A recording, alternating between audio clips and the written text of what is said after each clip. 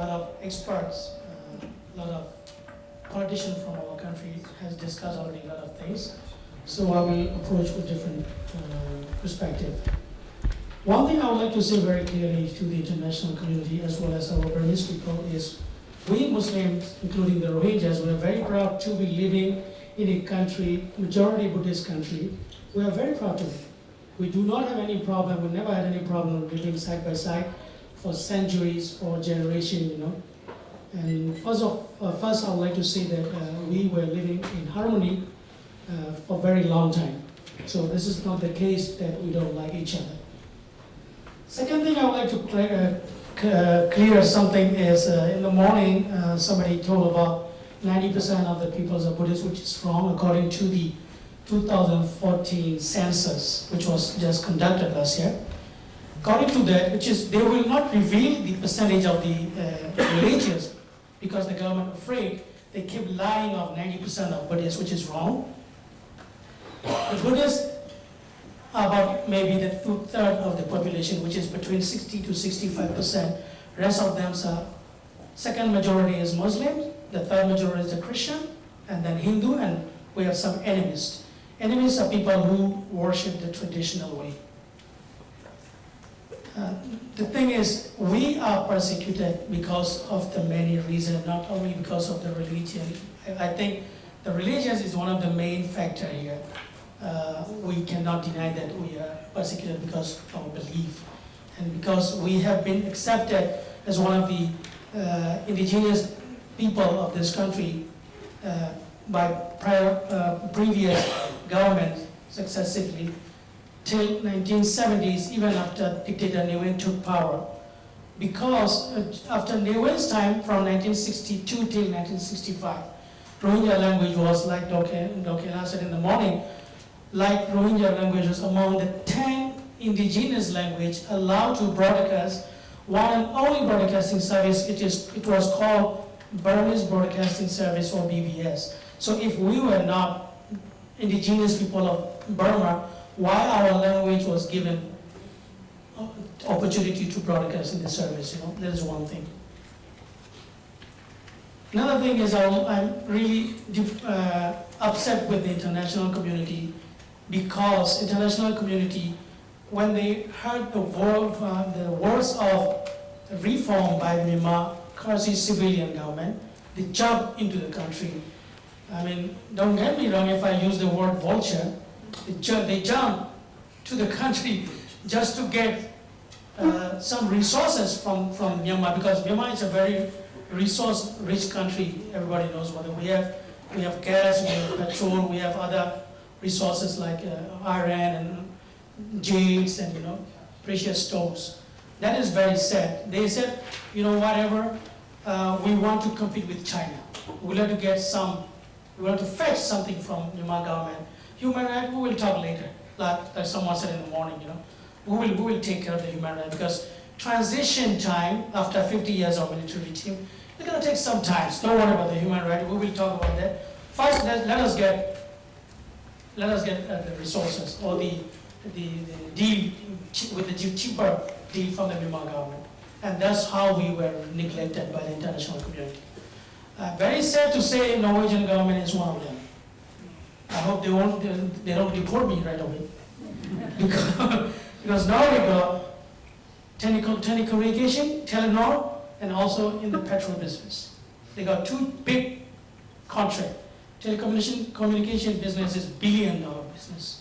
They are one of the Telenor is one of the company. The other one is the company called Ooredoo from Qatar. So, country, yeah. Pardon me? A Muslim country. Yeah, but they don't have democracy though, by the way. So that is very sad. The international community, they very much neglected our cause, and that's why they do not want to buy the G words, which is the genocide, like Mr. Quintana as Ms. Penny Green discussed this morning. If we tag international, if the international community tag genocide or crimes against humanity or this and that, it's going to be very difficult for them to do business with that kind of government. So they avoid using that kind of word. So that's very sad. And The other thing is we are unfortunate because our country is very rich, so nobody wants to talk with us. They would rather talk with the government who has the power and who can share the resources. That is another thing. And another thing is United Nations. United Nations is talking too much but working very, very less and taking not very productive steps, you know. The previous human rights rapporteur before Mr. Quintana and before Ms. Yang Hee Lee, who is currently the human rights rapporteur after Mr. Quintana, the previous human rights rapporteur from the Geneva, they are very much bribed by the regime. Instead of writing and telling the truth, these guys hide everything from international community. The two of them I can name. One was from Malaysia. I'm sorry about people from Malaysia. His name is Rizal Ismail. Everybody know about him. The other guy is from Ghana, I think Ghana. His name is Mr. Gambari. So these people, instead of releasing real story of the Rohingya people, real human rights situation in Burma, these people took bribe and they didn't reveal the truth to the international community. When Mr. Quintana became human rights rapporteur, like he said in 2008, he served for 6 years in that position. Believe me, government hates him. Each and every time when he came to Myanmar, he was treated like a crap, you know. I'm sorry about my word, like dirt he was treated. They didn't like, but formality they have to like because he was like Rohingya. Yes. So Mr. Quintana said in the morning, he's not here I think, he said in his very last report, he said the situation of Rohingya people is toward going to the crimes against humanity. That was his official report. But UN Human Rights Commission, that time I believe it was led by Ms. Pillay. Nivi Pillay. We haven't seen any concrete action against the government, you know. We haven't seen any resolution.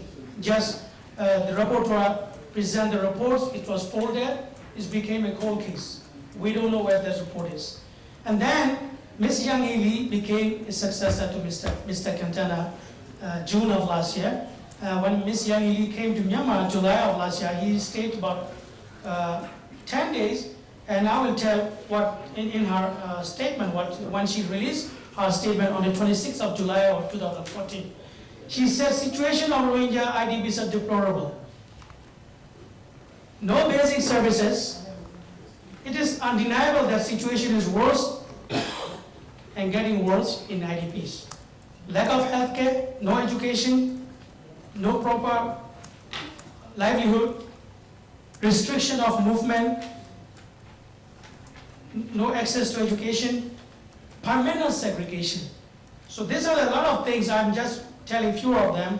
Ms. Yang Hee Lee again gave her report to the Human Rights Council in Geneva, but we haven't seen any concrete decision by the United Nations, just bluffing, you know, this and that. So it's very, very sad. And another thing Ms. Yang Hee Lee said is self-identification must be respected, she said. She was forced by the Myanmar government not to use Rohingya words. She said, I cannot do that. I am a human rights defender, and I came here as a rapporteur to the United Nations Human Rights Council, and I cannot accept your offer that not to use the name Rohingya. Because after reviewing a lot of UN paper, and United Nations is officially using the word Rohingya. So I will stick with the name Rohingya. I cannot accept your offer. And she said the self-identification must be respected, and which is in accordance with the Article 18 of General Declaration of United Nations Human Rights. And also she suggested 1982 law must be amended in line with international standards, and 1982 citizenship law should not be exception. So we haven't seen any concrete, again, you know, any resolution or statement from the UN Human Rights Commission. And what is the 1982 law? It's a very famous law. I call 1982 law as a racist law which is targeted particular people. It's very sad to say it is targeting Islam and Muslim particularly. Actually, it's targeting in the paper Chinese as well, but Niue himself was a Chinese. So he's just to be nice boy in front of the majority Buddhist Burma, that he is also targeting not only Muslim or Indian descent or so-called Bengali, and also he is targeting to the Chinese as well. But when we're looking at the regime right now, you can see a lot of generals and ministers, they are Chinese. You can see almost all of the businesses are in the hand of Chinese. Do I hate them? No, but I have to tell the truth. We are the people who have been fought together, shoulder with shoulder with the Myanmar people, Buddhist people, in every war, with Japanese against the British, we fought with them. But at the end of 30, 40, 50 years, we were categorized as an illegal immigrant, Bengali, undocumented, and living and ending up our life, losing everything in ghetto, like concentration camp in IDPs. This is very sad. They keep talking about 1982 law, Myanmar government is. Even in 1982 law, if they implement properly, we are still bona fide citizen of Myanmar. In 1982 law, Article 6, which is said very clearly, the day this citizenship law commences, whoever is the citizen of this country is citizen of this country. They cannot go and backtrack the law. Because the law already said we became citizen in 1949. Like Utai said a while ago, with 1947 Constitution, with the 1949 citizenship law, each and every law, we became citizen of Myanmar. That's why we have ministers, Rohingya ministers in 1950s, when Myanmar was ruled by democracy for 10 to 12 years. Even now, we have MPs, Rohingya MPs, representing from the ruling party. So if we are not citizen of this country, if we are illegal immigrant, why we were given that kind of privilege? This is the question to be raised. So according with the 1982 Citizenship Law, Article 6, we are automatically citizen of this country, citizen by birth or bona fide citizen. But they do not want to go with the Article 6. They are forcing us to accept Article 65. Article 65 is for someone who has his or her own motherland. It said very clearly, if you want to be a citizen of Myanmar, which is the naturalized citizen, you have to apply. What is written on the form? Please scrutinize me whether I am eligible citizen, associate citizen, or naturalized citizen of Burma, according with the Article 65. So in order to be one of this said citizen, first I must have a mother country. So where is my mother country? My mother country is Burma. Because my ancestor for generation, I don't want to say 1,000 years, for generation, 100 of years, we have been living in Burma as a citizen of this country. Before and after the independence, we have MPs in each and every parliament. We have lists, we cannot bluff. They cannot deny either. So according to 1982 Citizenship Law, Article 65, this is only for the foreigners. They categorizing us as illegal immigrant Bengali. That's why they don't like the word Rohingya. They hate that word.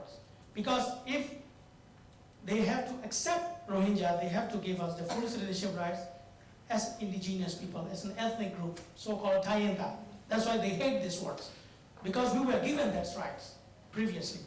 That's why they're forcing us to accept naturalized citizenship, which is way beyond the naturalized citizenship of international norm. I will tell you as a naturalized citizen what kind of benefit I will get. As a naturalized citizen, if I became one day, if a Rohingya became one day, the first thing is my citizenship will be revoked for any reason. In many countries, if you are a naturalized citizen, I see a lot of immigrants here from different countries. If you became a naturalized citizen of a country, particularly developed country or democracy country, your citizenship will be revoked only, most of the country, only treason. But in Myanmar, For any felony, if you commit, you're gone, you're out. Your citizenship will be revoked anytime. Second thing, education, very basic right for a human being. I will not be allowed to study medicine, engineering, law, economics, such kind of liberal education, liberal profession, I will not be allowed to study because I am a third-class naturalized citizen in Burma. And another thing is, I will be able to vote by the way, but I will not be able to run for the office. And another thing is freedom of movement. Even you became a naturalized citizen, still your freedom of movement is restricted. You will need permission because we have witness right now. A few months ago, they had some kind of pilot programs in Myint. There's a city called Myint. 200 plus people were forced to apply for the citizenship, which is according to the 82 law. 40 of them, they got the citizenship. And again, these people are in the camp, very much concentration camp. They are very much confined. So I'm asking you, will you be accepting that kind of citizenship law, which you are not getting any basic rights? I don't think so, if somebody has a proper common sense, Since we have a very limited time, I do not want to talk a lot of things. I would like to conclude by saying one thing, which is Mr. Quintana said in the morning, a lot of activists, so-called activists, they are Burma and Buddhists. I'm very sad to say that. They were in prison. They were not accepted by the regime that time as a political prisoner. They were branded as a prisoner of conscience. But Mr. Quintana went them and met them many times, and then he tried. Finally, they were released. And then when we have same kind of situation with the Rohingya people, this so-called activist or democracy defender taking side with the regime. That is very sad. So I would like to conclude my saying, if you are taking side with, if you are saying that you are neutral, when injustice happening to other people, then you are chosen to be the side of the oppressors. This is not by me, I'm quoting from Mr. Desmond Tutu. Thank you so very much, everyone, for listening to me. Please pray for us. Please pray for us. Okay. And we need your help. Thank you. Maui Winu. Yeah, so I think after Maui Winu, I will make the discretionary decision here, and we'll take a coffee break. Yeah, it's very tiring, and then we have essentially 3 more panels to go. But because we started an hour late, actually about an hour and a half late, we're going to go all the way to 6 o'clock. Yeah, I hope you would bear with us. And so, yeah, can you do it in 6 minutes?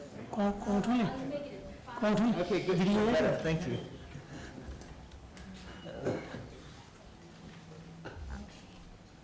Good afternoon, everyone. Still energy remains? Yeah. Yes. Oh, I think I need more energy. Energy remain, everyone. How's your energy? Remain? Yes? Yes. Yes. Yes. Yes. Yes. Okay. I hope not. Anyway, good afternoon, everyone. Thank you so much for giving me this vlog. I'll make it very short, and I understand even I'm so tired. So I also understand your time. So I'd like to be only 2 points. The first point I'd like to make is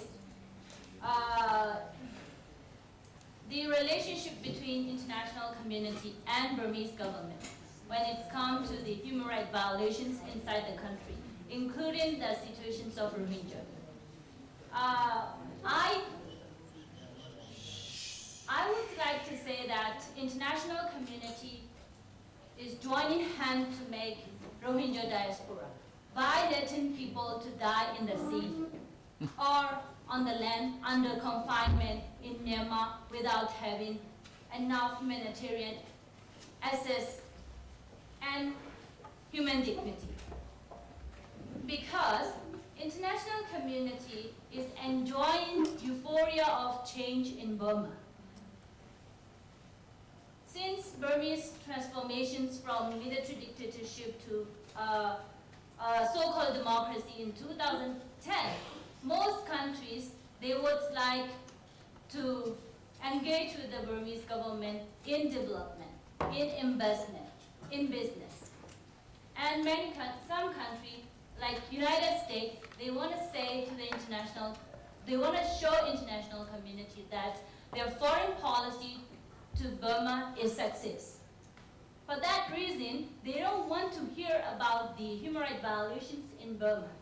And they don't want to talk about it, and they don't want to take responsibility in this. Not only Rohingya problem, but also many other human rights violations in Burma. But when it comes to Rohingya, it became very serious. People are starving and dying every day. And people are about to die in the sea, in diaspora. And the news come up to the international coverage for days, but we see very little response from the governments, international governments, and UN agencies. What we need now is prompt action to solve the problem. But we don't see that until now. In this case, the international community are reluctant to talk about this issue or to solve the issue because they think that might undermine the democracy change of Burma. They want to negotiate with the Burmese government. They want to keep Myanmar is moving forward to the democracy. But in our point, what we think is by excluding the Rohingya problem from the mainstream Burmese democracy reform, we cannot achieve democracy in Burma. Likewise, if we don't address other human rights violations, fundamental issues in Burma, we cannot move forward to the democracy. That's what we all need to know and talk to the international community. That's what and in that case, the international community is still unwilling to accept this reality. So we need this message to every country's UN agency, EU, ASEAN governments, and all people in the international community. They have to accept the reality, and this is the time that they have to take prompt action to take the Rohingya and to address other human rights violations in the country. Then we can move forward. So this is my first point. My second point is, as we all know that the Rohingya has been persecuted for a long time. These persecutions is not just persecution, it's systematic, ethnic cleansing, systematic total annihilation of these people from the land. So in that point, they're still continuing that persecution. We have witnesses with some latest update point, because I think everyone aware of the white card problem, white card issue, expiring of white card in March. Now the Rohingya, of course, we are facing increased restrictions after 2012 violence. Particularly, women and children are facing tremendous difficulties in healthcare, in security, and